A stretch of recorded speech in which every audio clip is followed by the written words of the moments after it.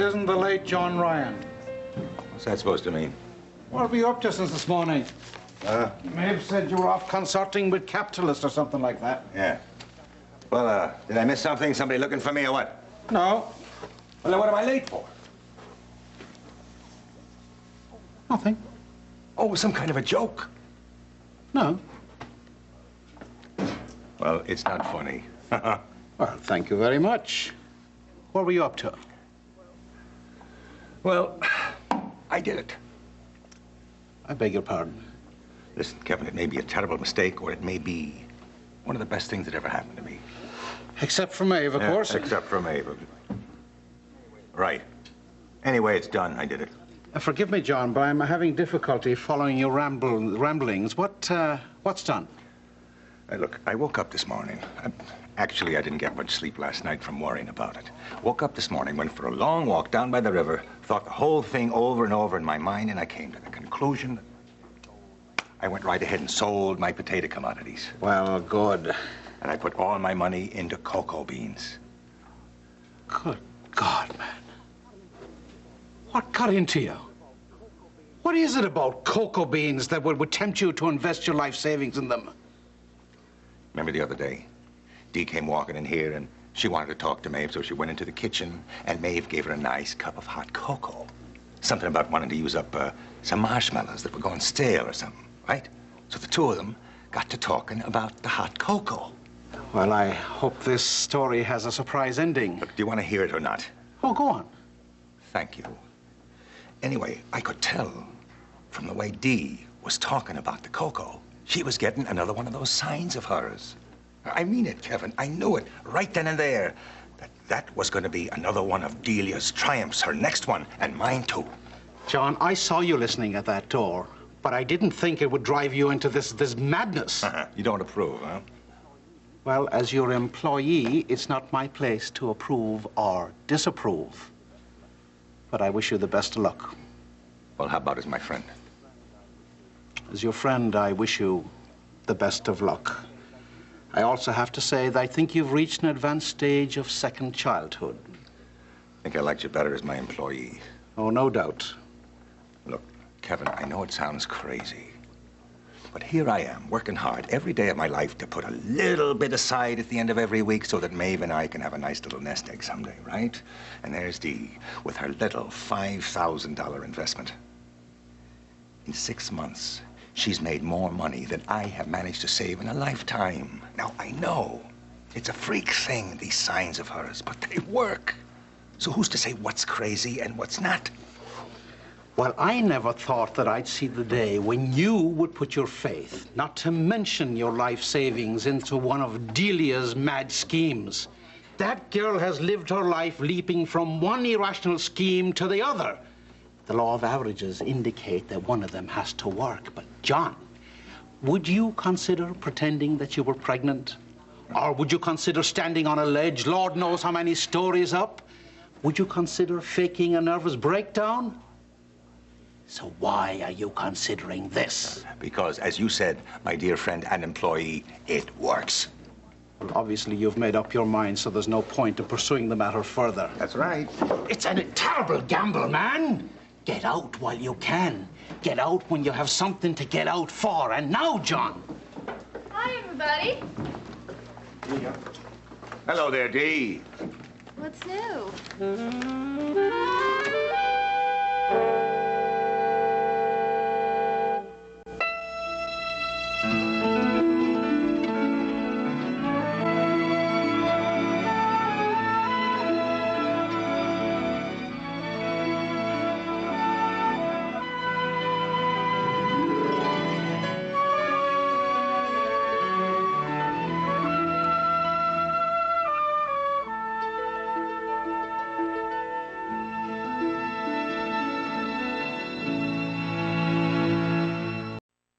We were just having a nice, friendly little discussion.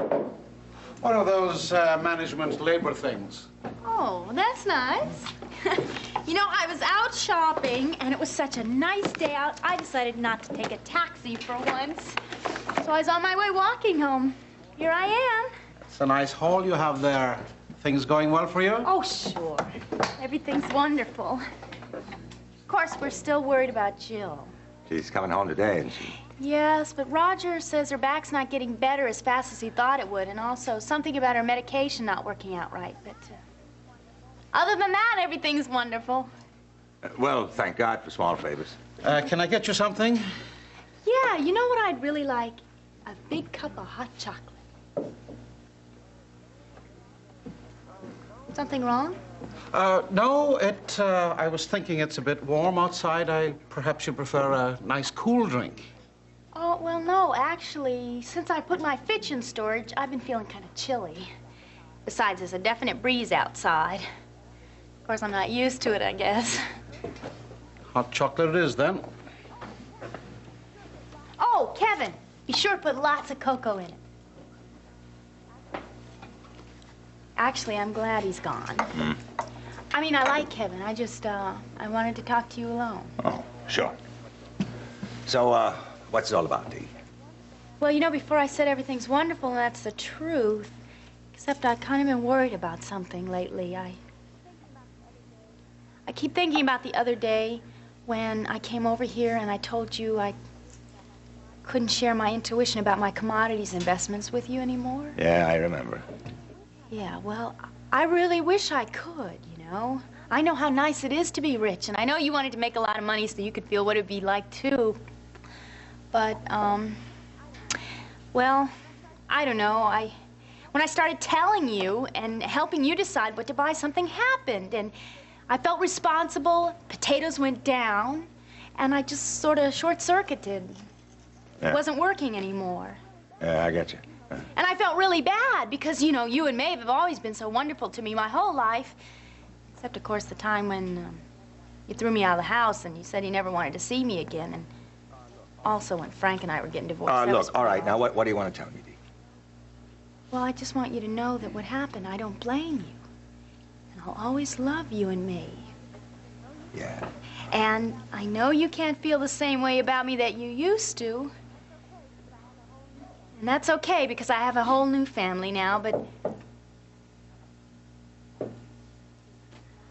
I just wanted to be sure you weren't mad at me about the commodities. Mad at you? Of course I'm not mad at you, Delia. For heaven's sake, I realize you feel funny about responsibility, and it's hard on you to worry about yourself and us, too. Don't give it another thought. Really? You're not mad? Not mad at you. Well, that's wonderful, Johnny. Good, good. Yeah. Oh, thank you, Kevin. You're welcome. So, how's things gone for you now? Good, I hope. I mean, you're on the right track again with your investments, huh? Yeah, I really think so. I mean, can't tell you what it is, but I have a feeling that this commodity is going to be the best one I ever bought. Well, you don't know how pleased I am to hear that, Dee. Thank you. You're welcome. How's your cocoa? Oh, it's delicious. Ah, Mr. Desmond, hello. Kevin? I've been wanting so much to meet her. Will you look who's here? Tommy, it's good to see you again. Johnny, Welcome. how are you? Hi, Tom. It's me, Delia. Hello, Delia. Hello.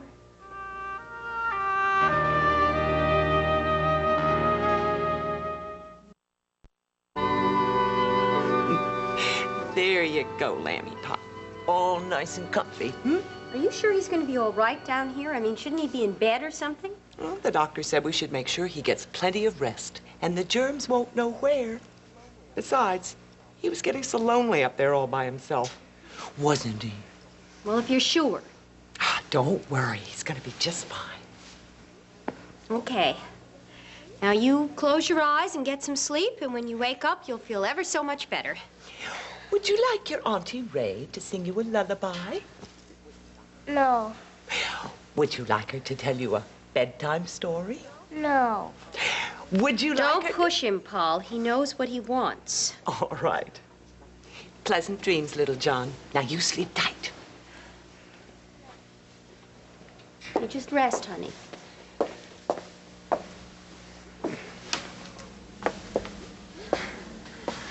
Are you sure he's going to be all right? Now, look, you heard the doctor. It's just an infected throat. But he had a temperature of 104 last night. That's perfectly normal for a 4-year-old little boy. Now, look, give him a few days and he'll be good as new. All right. Hey, thank you for spending the night. I couldn't have made it without you. How many times did he wake up? 3? 6, I think. Well, I didn't want to wake you up. You were so exhausted. I don't know how you managed. Believe me, when you're the only female growing up in a household with 4 younger brothers, I don't care how many servants there are, you learn fast. Besides, I kind of enjoyed it. Yeah, you did, didn't you? Yeah. You really should have had a child. Well, I wouldn't go that far. But I can cancel my evening plans if you want some help. Oh, no. I'll be fine. Frank is going to be here. He will? Yeah. Besides, if you stay over, I know I'll just sleep peacefully through the night. I mean, I know myself, and I really do want to take care of him. You do? Yes. Polly, I like little John. I'll like him a lot more when he's 20 years older and can carry on an intelligent conversation about the Times editorial policy, but I like him. Don't look at me like that. I may not have the maternal instincts of a Maeve Ryan, but I can take care of Frank's son. Frank. You know, he's been so sad ever since Edmund died. No matter what's going on, it's always there, and I just hate to see it. And it's because family means so much to him. So I just want him to remember that he can and will have a family again. You do love him. Yeah, I do. And if it means adapting, then I'll do it. Well, good for you. Okay, I've got to be off. Now, are you sure there's nothing more I can do for you? Absolutely sure. Besides, Frank will be here in a little while, and I want us to have time together. The 3 of us. Just a family. Yes, sir. Thanks for everything, though. Good luck.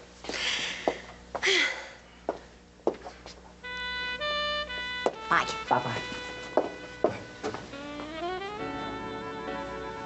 Just a family.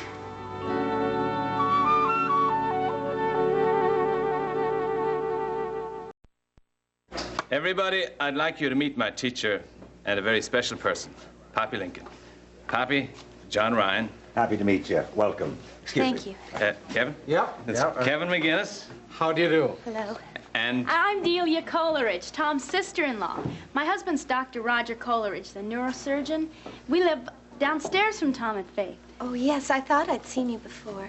I thought I'd seen you, too. Maybe you could come down sometime for a visit. Of course, our apartment's a room, really, nothing like what Tom and Faith have. Well, few places are. Poppy's grown very fond of the Coleridge house. It's a beautiful place. Well, we could talk about that. You know, I'd love to have some company sometime. I get so bored with nothing to do but check the papers about my investments and talk to the broker, but actually it's not really boring because it's like a full-time job, really, but... Well, we could talk all about that, and we could have coffee or whatever, and you could bring a cake maybe, and just like a party, so don't be afraid. Ring the bell anytime. Well, thank you. That's very kind of you. I'll try. I can't promise when, but as soon as I get a moment free. I'm afraid we keep Poppy very busy. She's doing a wonderful job, well and beyond the call of duty. But I'm afraid we don't leave her too much time for herself, do you? Well, you have to take a break sometime. Well, now, don't let them work you too hard. I will try to come. All right. I guess I better be going now. I'll be sure to keep an eye out for you, though. Oh, Tom, I'm sorry. I didn't... It's okay, Delia. Well, I'll see you. Thank you. Bye, Delia. Goodbye. Goodbye, Dee. That was Delia. Well, now, Tommy, lad, you've been sorely missed around here. It's good to be back, John. Thank you. I have Poppy to thank for that. You know, for a time there, I thought I'd never get out of the house again. Well, we all thank you. Now I know why Tom insisted on making Ryan's our first stop today. I knew you two would get on very well together. I hear she's very pretty, John. Well, she happens to be gorgeous. Is Maeve about? No, unfortunately, she's over visiting Jill. She'll be sorry she missed you. Well, we'll see her when we get back again. Oh, you better. Hey, Patrick, come here. There's somebody I'd like you to meet. Poppy, this is my son, Dr. Patrick Ryan, Poppy Lincoln, Tom's teacher. How do you do, Dr. Ryan? Hello. Hello, Tom. Hey, Patrick. How have you been? Oh, well, can't complain. The operation's well behind me now. I'm hoping to get back to work soon. Good. I'm glad to hear it.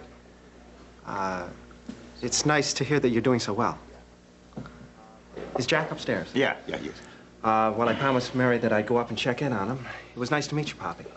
And take care of yourself, okay, Tom? Sure. All right, now what can I get you to? Anything you want, it's on the house. No, John. I insist. How about 2 orders of Maeve's corned beef special, all right? Oh, that sounds wonderful. Is that okay with you, Poppy? Thank you. Good. Have some seats. I won't be a minute. There's a table straight ahead. There you go. Thanks.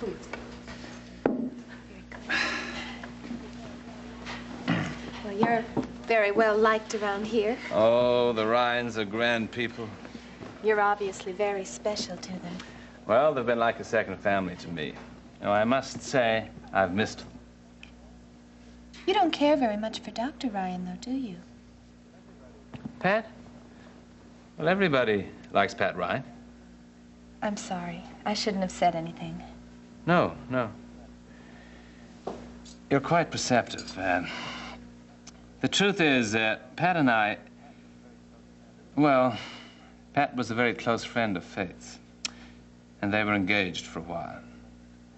I see. So that makes things a little awkward.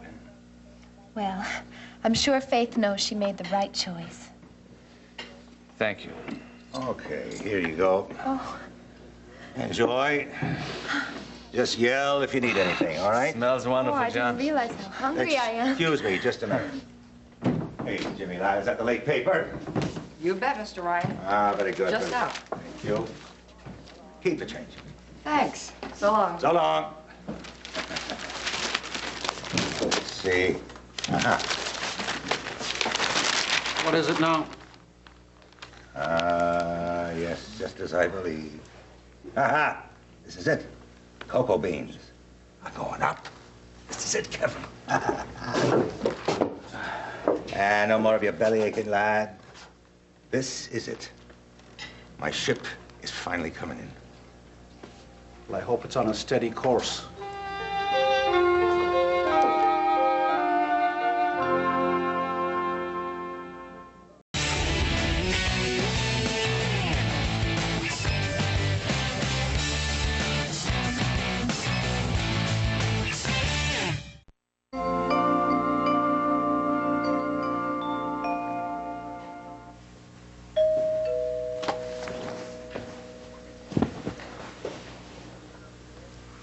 Hello, Lisa. Is Mrs. Woodard upstairs? Thank you. Please, don't wake up.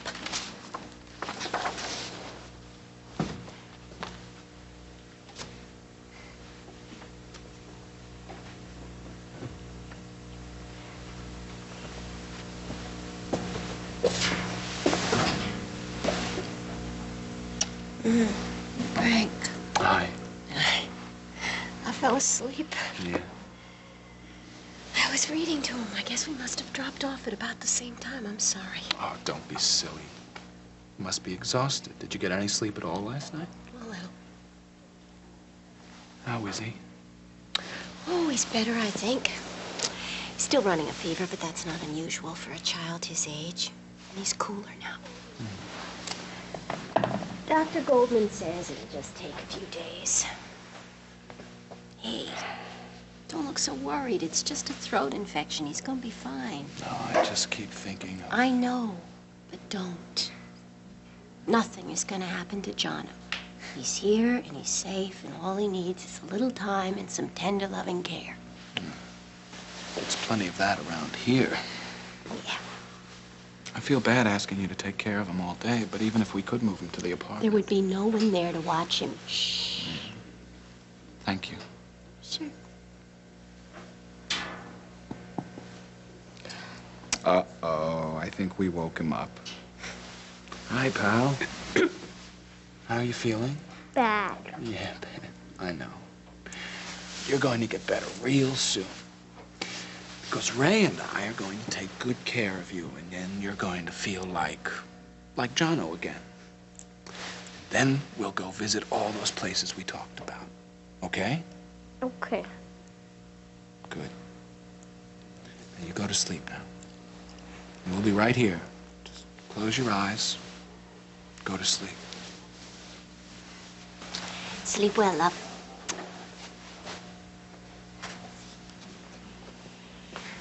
He missed you last night. We both did. I missed you, too. Stay with us tonight? I don't think that would be a very good idea, Ray. It'd be a wonderful idea. You could sleep in the guest room with little John. You wouldn't mind? I wouldn't mind. Okay. What? I don't know. I was just thinking how right and familiar all of this is. You and me, my son. Just Surprised you? a little, yeah. Me too. But it does feel right, doesn't it? What's the matter? Well, I keep wondering how much of this I have a right to expect. All of it. Hey, people like doing things for you because you're wonderful and you're generous and they love you. I love you. I love you. And I want you to know how much this means to me. It's not expected, and it's not being taken for granted. I know that. I don't know, the three of us here like this, it's a very special kind of feeling, isn't it? Yeah. Very special indeed.